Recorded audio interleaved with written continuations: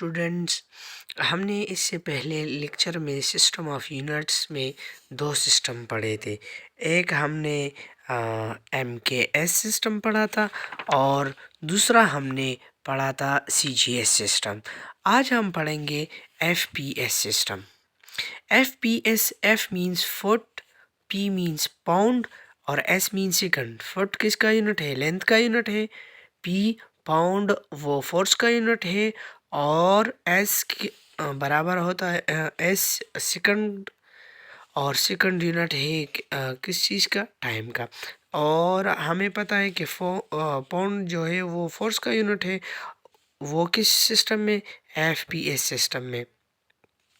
अब 1 पाउंड बराबर होता है 4.45 न्यूटन्स। अब स्लग क्या है? स्लग एक डिराइव यूनिट है, डिराइव यूनिट ऑफ मास है इन FPS सिस्टम। 1 स्लग बराबर होता है 1.5 किलोग्राम का। तो अब हम ये फाइंड करेंगे। 14.6 किलोग्राम का बराबर है, लेकिन ये किस तरह बराबर है?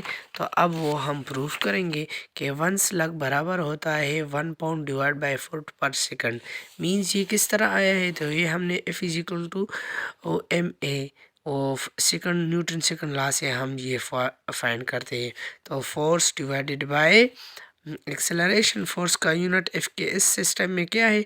पाउंड है, और एक्सेलरेशन का यूनिट है फुट पर सेकंड स्क्वायर। तो 1 पाउंड बराबर होता है 4.45 न्यूटन्स, और वो फुट और सेकंड।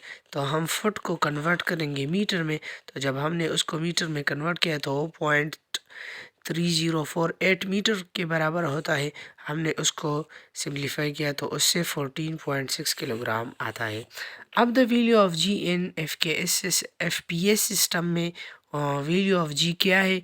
ग्रेविटेशनल कांस्टेंट वो क्या है? तो वो 32 फुट पर सेकंड है, सेकंड स्क्वायर। उसका सल्यूशन किस तरह है? तो G बराबर होता है सिस्टम इंटरनेशनल में वो 9.8 मीटर पर सेकंड स्क्वायर होता है। अब हम मीटर भी नहीं होना चाहिए और सेकंड तो दोनों में सेम है। तो हमें पता है कि 1 मीटर बराबर होता है 3.28 फुट। हमने मीटर की जगह ये वैल्यू पुट किया, हमने उसको इसके साथ मल्टीप्लाई किया, वो उससे आया 32.14। हमने राउंडिंग ऑफ किया तो उससे 32 फुट पर सेकंड स्क्वायर आया। तो ये 32 फुट पर सेकंड स्क्वायर ये किस सिस्टम में है? FPS सिस्टम में।